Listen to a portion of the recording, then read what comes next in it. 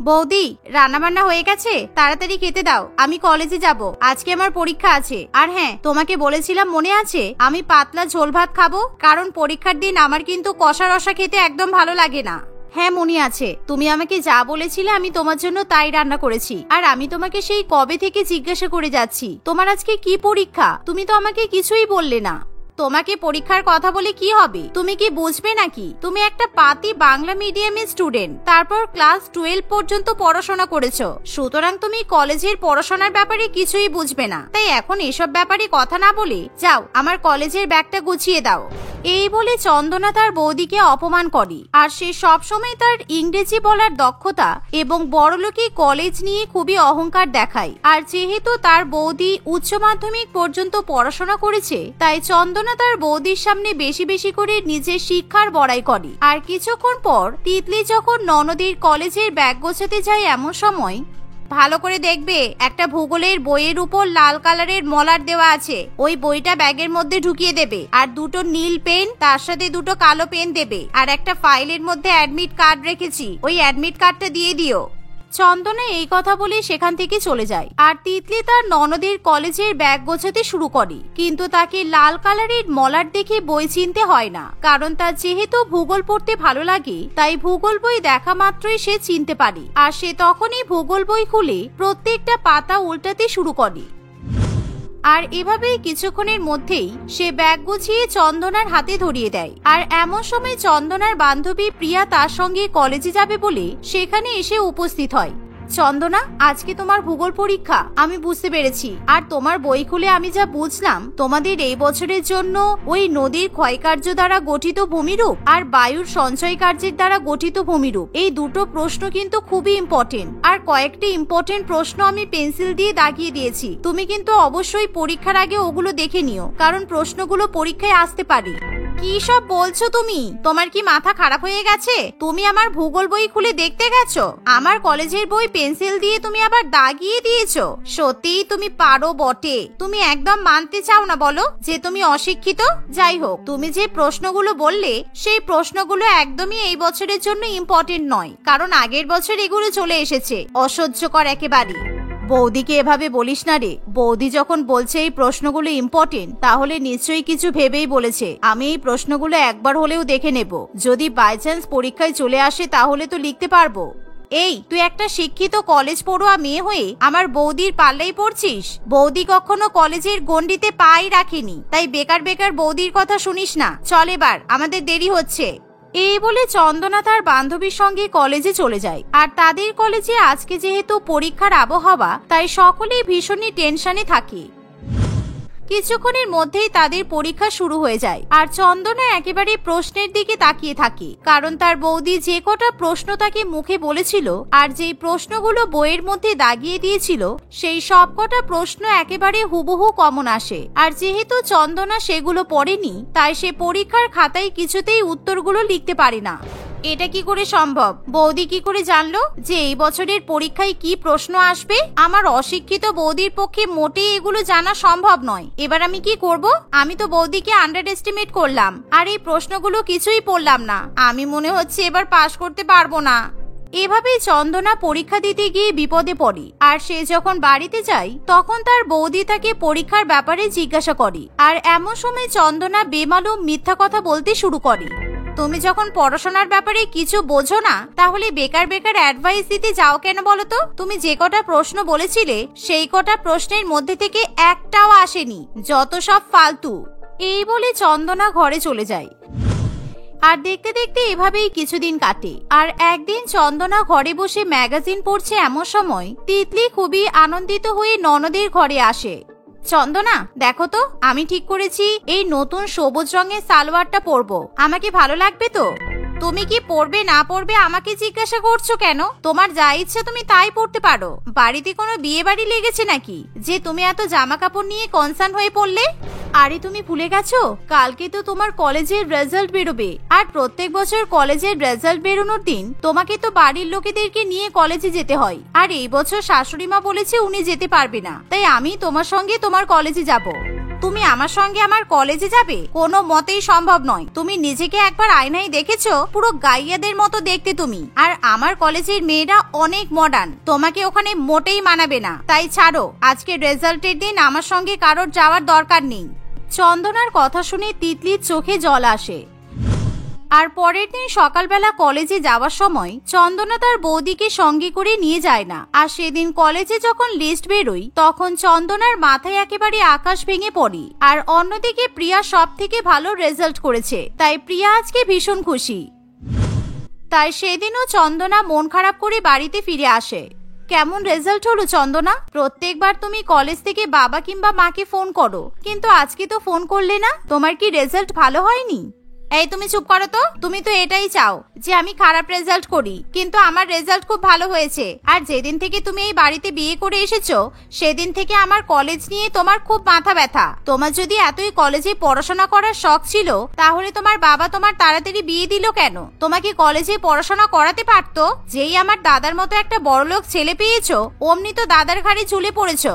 তুই তোর বৌদির সঙ্গে এরকম খারাপ ব্যবহার কেন করছিস রে? ও তোকে একটা সাধারণ প্রশ্ন জিজ্ঞাসা করছে। তুই কলেজে যাবি বলে প্রত্যেকদিন তোর বৌদি সকাল সকাল ঘুম থেকে উঠে পড়ে, তোর জন্য রান্না বান্না করে দেয়। আর তুই রাত জেগে ঘরে বসে পড়াশোনা করিস বলে তোর বৌদি ঠিক মতো রাতে ঘুমাতেও পারে না। তারপরেও তোর বৌদির সাথে তোর খারাপ ব্যবহার করতে ইচ্ছে করে?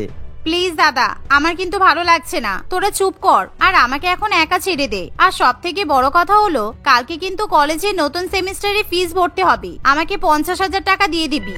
কেন? আগের বার যখন তোমার নতুন সেমিস্টার শুরু হয়েছিল তখন মাত্র 10,000 টাকা ফিস দিতে হয়েছিল, আর এখন 50,000 টাকা কেন? ওরে বাবা, এখন আবার তোমাকে সেই ব্যাপারে কৈফিয়ত দিতে হবে? প্রত্যেক বছর আমাদের কলেজের ফিস দেওয়ার স্ট্রাকচার রিভিউ করা হয়, আর এই বছর ফিস বাড়ানো হয়েছে। বোঝো এসব কিছু? চন্দনা এভাবে আজগুবি মিথ্যা কথা বানিয়ে বানিয়ে বলতে থাকে, কিন্তু সে ভাবতে পারে না তার কপালে বিপদ অপেক্ষা করছে। কারণ কিছুক্ষণের মধ্যেই প্রিয়া মিষ্টি হাতে নিয়ে নাচতে নাচতে সেখানে আসে। বৌদি, তুমি খুব ভালো। তোমার কথা শুনে আমার খুব কাজে লেগেছে। তুমি আমাদের পরীক্ষার দিন যে কটা প্রশ্ন বলেছিলে সেই সব কটা প্রশ্ন পরীক্ষায় এসেছিল, আর আমি সব কটা উত্তর পড়েছিলাম বলে আমি কিন্তু কলেজে টপ করেছি। শুধুমাত্র তোমার জন্য আমি আজকে খুব খুশি। কিন্তু চন্দনা আমাকে সেদিন বলেছিল আমার বলা প্রশ্নগুলো কাজে আসেনি। আর প্রিয়া, তুমি কলেজে টপ করেছো শুনে আমি খুব খুশি হয়েছি। আমি ভেবেছিলাম আমার ননদ হয়তো কলেজে টপ করবে।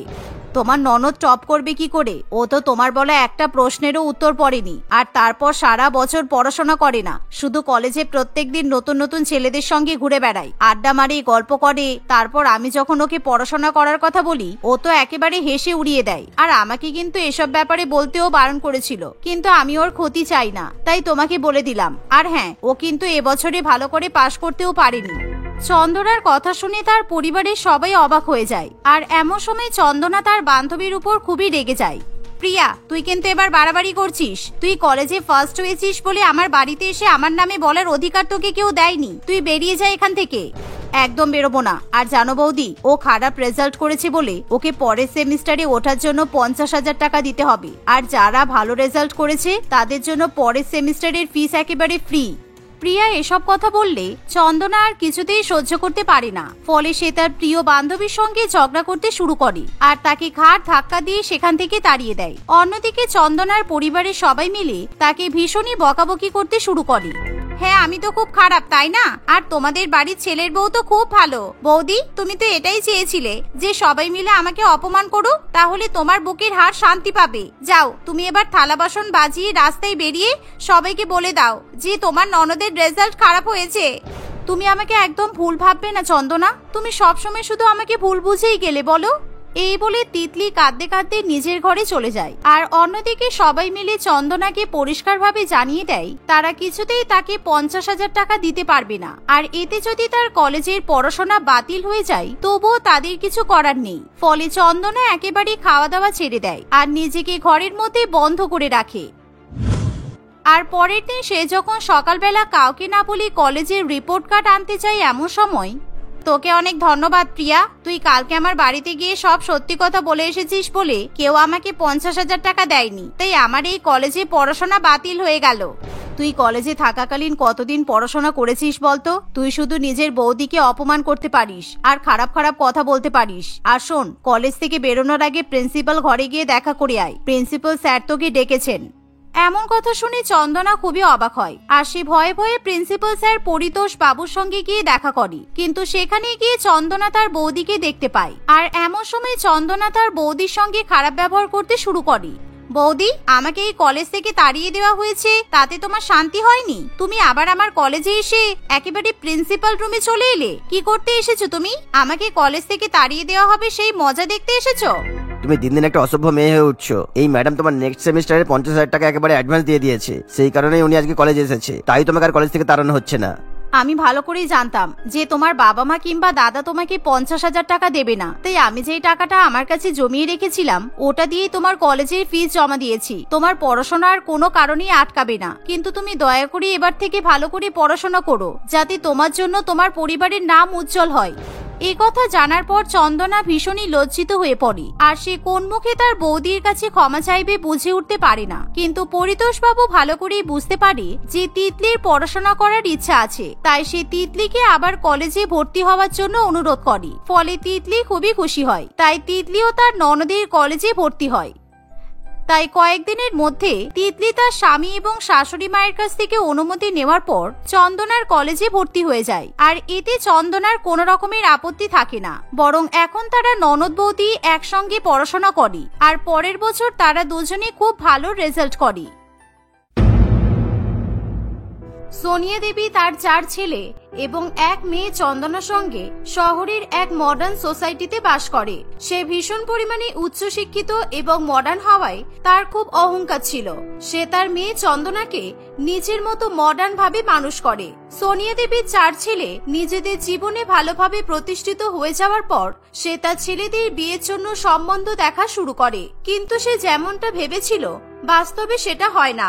তার 4 ছেলে গ্রামে একটি প্রজেক্টের কাজে যায় এবং সেখানে গিয়ে 4 জন বোকা মেয়ে শিউলি, জবা, পরি এবং লতাকে পছন্দ করে। তারা নিজেদের মাকে কিছু না জানিয়েই নিজেদের বিয়েটা সেরে নেয়। বিয়ের পর জীবনে আমার কত শখ ছিল যে আমার 4 ছেলের ভালো শিক্ষিত মেয়েদের সাথে বিয়ে হবে, তার হলো কই? গ্রাম থেকে অশিক্ষিত মেয়েকে তুলে নিয়ে এসেছে। এই 4 জনকে কি করে তাড়াবো বুঝতেই পারি না আমি। চন্দনা ঘুম থেকে উঠে এক্সারসাইজ নিয়ে নিজের মায়ের কাছে আসে। মা, রামু কাকাকে বলে আমার জন্য লেবুর জল হানি দিয়ে আনিয়ে দাও তো। সেই কখন থেকে ডাকছি, সারাই দিচ্ছে না, কি জানি কি করছে। 4 বোকা বৌমা তার ননদ এবং শাশুড়ি মায়ের কথোপকথন শুনে সেখানে আসে। বোন, তোমাকে আর কষ্ট করে রামু কাকাকে ডাকতে হবে না, আমরা 4 জন মিলে তোমার জন্য লেবু মধুর জল বানিয়ে নিয়ে আসছি। কারণ আমরা ভালো করে জানি তুমি সকালবেলা উঠে খালি পেটে এই জলটা খাও, আর কালকে থেকে আমরাই বাড়ির সব কাজ করব। কেন তোমরা বাড়ির সব কাজ করতে যাবে কেন? তোমরা কি ভুলে যাচ্ছ যে তোমরা এখন হাই সোসাইটিতে থাকো? আমাদের সোসাইটিতে কারোর ঘরের বউয়েরা বাড়ির কাজ করে না, তারা ক্লাবে যায়, পার্টিতে যায়, ড্রিঙ্ক করে, পার্টি করে, আর তোমরা ঘরের কাজ করবে? হ্যাঁ মা, আমরা তো গ্রামে বিয়ের আগে নিজেদের কাজ নিজেরাই করতাম, আর বেকার টাকা দিয়ে চাকর পোষার কোনো দরকার নেই। আপনি যদি বলেন চাকরের টাকাটা আমরা 4 বউ নিজেদের মধ্যে ভাগ করে নেব, আমরা সেই টাকা নিয়ে মাসের শেষে ফুচকা খাবো, আলু কাবলি খাবো। আর শিউলি দিদি, মাঝে মাঝে আমরা 4 জন মিলে সিনেমাও দেখতে যাব। এখানে আমাদের গ্রামের মতো পর্দা টাঙিয়ে সিনেমা দেখানো হয় না গো, কি সব মূল আছে মূল, ওইখানে 500 টাকা দিয়ে টিকিট কেটে সিনেমা দেখতে যেতে হয়। ও মাই গড, তোমরা একটু প্লিজ চুপ করবে? মূল বলে না বৌদি, ওটা হলো শপিং মল। তোমরা ভীষণ ইলিটারেট। দাও আমাকে লেবুর জলটা দাও, তারপর আমি রেডি হয়ে কলেজে যাব। শিউলি তার ননদের জন্য মধু দিয়ে লেবুর জল তৈরি করে দেয়। চন্দনা সেই লেবু জল খেয়ে থুতু করে মুখ থেকে ফেলে দেয়, কারণ তাতে মধুর পরিমাণ এবং লেবুর পরিমাণ অত্যাধিক বেশি ছিল। তাই চন্দনা সেই জল একটুও খেতে পারে না। এটা কি লেবুর জল বানিয়েছো? বেশি বেশি করে লেবু আর মধু দিয়ে নষ্ট করে দিয়েছো একেবারে। এরকম লেবু জল খাওয়া যায় নাকি? সকাল সকাল মুডটাই নষ্ট হয়ে গেল। আরে ওরা গ্রাম থেকে এসেছে, ওরা কি করে জানবে লেবু মধুর জল কিভাবে বানাতে হয়? ওদের কাছে চপ মুড়ি মাখা আর তেলে ভাজা আলু সিদ্ধ ভাত খেয়ে নিয়ে পেয়ে যাবি। ওরা এসব এক্সারসাইজের মর্ম আর লেবু জল খাওয়ার মর্ম বোঝে না। চন্দনা রাগ করে নিজের ঘরে চলে যায় এবং রেডি হয়ে কলেজে যাওয়ার জন্য বেরিয়ে পড়ে। নিজের ননদের কাছে মুখ শুনে 4 বৌমার মন ভীষণ খারাপ হয়ে যায়। 4 জনে হা করে দেখছো কি? এই জলটা নিয়ে ঢেলে দাও আর তারপর জল দিয়ে পরিষ্কার করে নিও, না হলে কিন্তু সারা বাড়িতে পিঁপড়ে হবে আর আমাকে আবার পেস্ট কন্ট্রোল ডাকতে হবে। এই বলে সোনিয়া দেবী গান শোনার জন্য নিজের কানে হেডফোন দিয়ে দেয়, কিন্তু তার 4 বোকা বউ তাদের শাশুড়ি মায়ের কথা কিছুই বুঝতে পারে না। লেবুর জল কোথায় ঢালতে হবে না বুঝতে পেরে তারা সেই লেবুর জল নিজের শাশুড়ি মায়ের গায়ে ঢেলে দেয় এবং রান্নাঘর থেকে জল নিয়ে এসে ভালো করে শাশুড়ি মায়ের গায়ে ঢেলে তাকে মুছিয়ে দেয়। সোনিয়া দেবী নিজের 4 বোকা বৌমার এমন কাণ্ড দেখে মেজাজ ঠিক রাখতে পারে না। আরে পাগল নাকি তোমরা? তোমাদের মাথায় কি স্বাভাবিক বুদ্ধিটুকু নেই? আমার গায়ে লেবু জল ঢেলে দিলে কিসের জন্য? তোমাদের 4 জনকে নিয়ে আমি কি যে করব। কেন মা, আপনি তো নিজেই বললেন যে লেবু জলটা ঢেলে দিতে আর তারপর জল দিয়ে পরিষ্কার করে দিতে, তাই আমরা 4 জনে আপনার গায়ে লেবু জল ঢেলে তারপর জল দিয়ে পরিষ্কার করে দিলাম। আপনি সবসময় আমাদের এত বকাবকি করেন কেন বলুন তো? এখন তো দেখছি আপনার কথা শুনে কাজ করলেও আপনি বকাবকি করেন। আমি বলতে চেয়েছিলাম যে লেবু জলটা ডাস্টবিনে ঢেলে দেওয়ার জন্য আর তারপর ডাস্টবিন পরিষ্কার করে ফেলতে, যাতে পিঁপড়ে না হয়। উফ, আমার আর ভালো লাগে না। তোমাদের এমন জল ঢালাঢালির কারণে আমার হেডফোনটাও নষ্ট হয়ে গেল। এই বলে সোনিয়া দেবী নিজের ঘরে চলে যায়। দেখতে দেখতে কিছুদিন কাটে, কিন্তু 4 বউয়ের বোকামি কিছুতেই যেতে চায় না। তারা প্রত্যেকদিন কোনো না কোনো এমন কাজ করে বসে যাতে তাদের মডার্ন শ্বশুরবাড়ির লোকজনকে অসুবিধায় পড়তে হয়। একদিন 4 বোকা বউয়ের মডার্ন শাশুড়ির এক মডার্ন বান্ধবী তাদের বাড়িতে আসবে বলে সোনিয়া দেবীকে জানায়। আজকে আমার বান্ধবী রিনিতা তোমাদের 4 জনকে দেখতে আসবে। ও শহরের নামকরা ফ্যাশন ডিজাইনার, মানে জামা কাপড়ের ব্যবসা করে। আর ও বলেছে ও নিজের হাতে ডিজাইন করা জামা কাপড় তোমাদের জন্য নিয়ে আসবে। তোমরা কিন্তু সেই জামা কাপড়গুলো পরবে। তোমাদের জন্য আমাকে কোনোভাবে যেন অপমানিত না হতে হয়। ফ্রসন ফিজিনারটা আবার কি রকম কাজ? আমি আমাদের গ্রামে অনেক দর্জিকে কাপড় বানাতে দেখেছি, কিন্তু তাদের যে ফ্রসন ফিজিনার বলা হয় তা তো জানতাম না। আরে ওটা রোশন ডিজাইনার না, ওটা হলো ফ্যাশন ডিজাইনার। তুমি না দিদি কিচ্ছু জানো না দেখছি। নিজের 4 জন বোকা বৌমার মুখে ফ্যাশন ডিজাইনারের এরকম উচ্চারণ শুনে সোনিয়া দেবী আর পেরে ওঠে না। সে কোনো মতে তার বৌমাদের ফ্যাশন ডিজাইনার উচ্চারণ করাটা শিখিয়ে দেয়। সন্ধ্যাবেলা রিনিতা দেবী তাদের বাড়িতে আসে এবং সকলের সঙ্গে অনেক গল্প করে। সে সোনিয়া দেবী 4 বোকা বৌমাকে নিজের হাতে তৈরি 4টে সুন্দর সুন্দর ড্রেস দিয়ে দেয়। যাও, তোমরা 4 জনে এই ড্রেসটা পরে এসো। আমিও দেখতে চাই আমার বান্ধবী 4 সুন্দরী বউকে আমার হাতে ডিজাইন করা ড্রেস পরে দেখতে কেমন লাগবে। 4 বোকা বৌমা রিনিতা দেবীর কাছ থেকে 4টি ড্রেস নিয়ে ঘরে চলে যায়। তারা ঘরে গিয়ে নিজেদের শাড়ি খুলে রিনিতা দেবী দেওয়া জামা পরে নেয়। এই জামা কাপড়গুলো কেমন ধরনের রে? আমার জামাটার তো পিঠ নেই। জবা, তো জামার তো কাঁধও নেই। আর পরে রইল আমাদের পরি আর লতা, ওদেরও তো জামাগুলো খুব খোলামেলা ধরনের। এরকম জামা কাপড় তো কোথাও দেখিনি।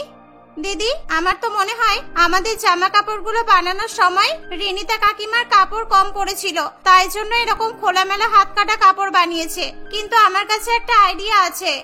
এই বলে 4 জন বৌমা নিজেদের গায়ে 4টে গামছা জড়িয়ে দেয়। এইভাবে গায়ে গামছা জড়িয়ে তারা 4 জন বোকা বৌমার এমন অদ্ভুত পোশাক পরিচ্ছদ দেখে অবাক হয়ে যায়।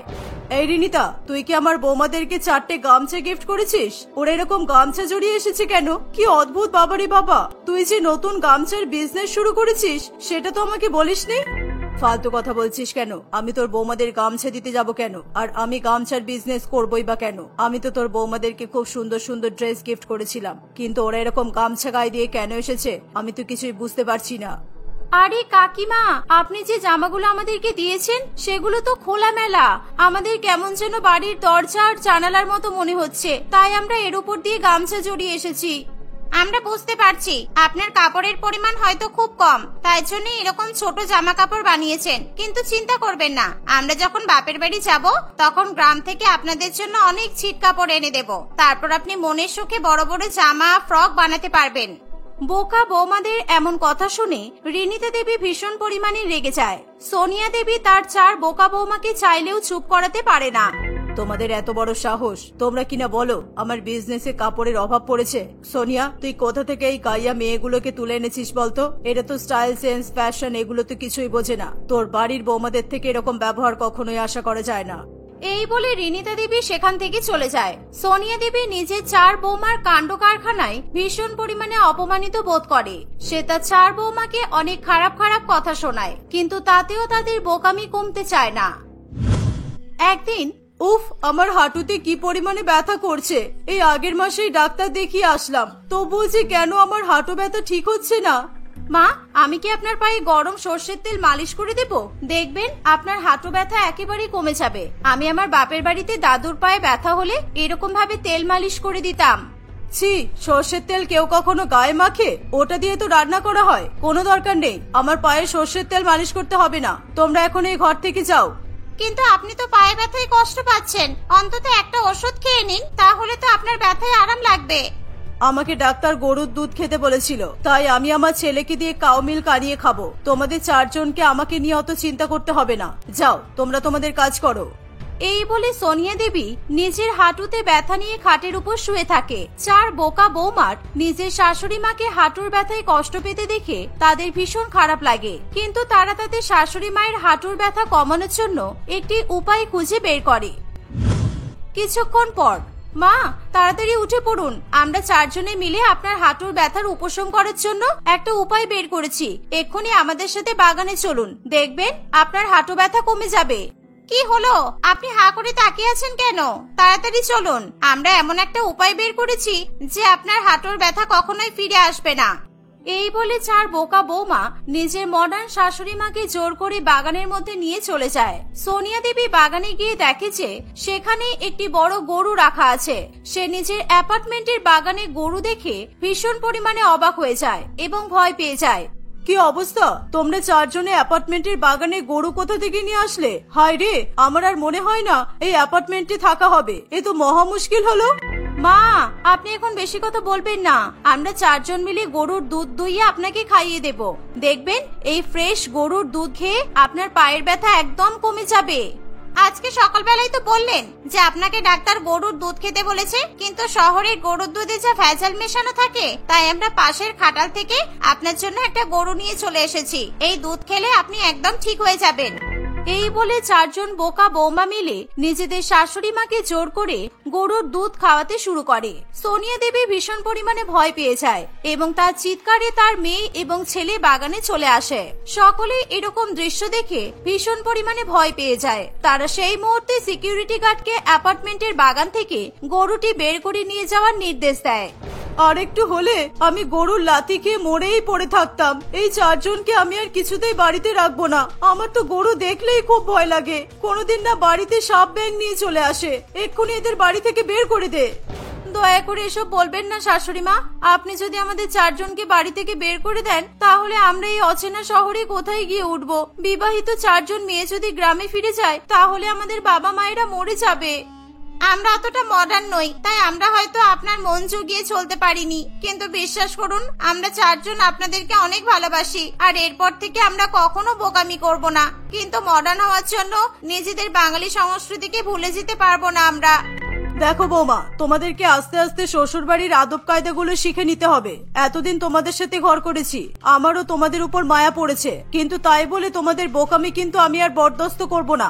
নিজেদের গ্রামের কালচারকে মনে রেখো ঠিকই, কিন্তু মডার্ন আদব কায়দায় নিজেদেরকে তৈরি করতে হবে।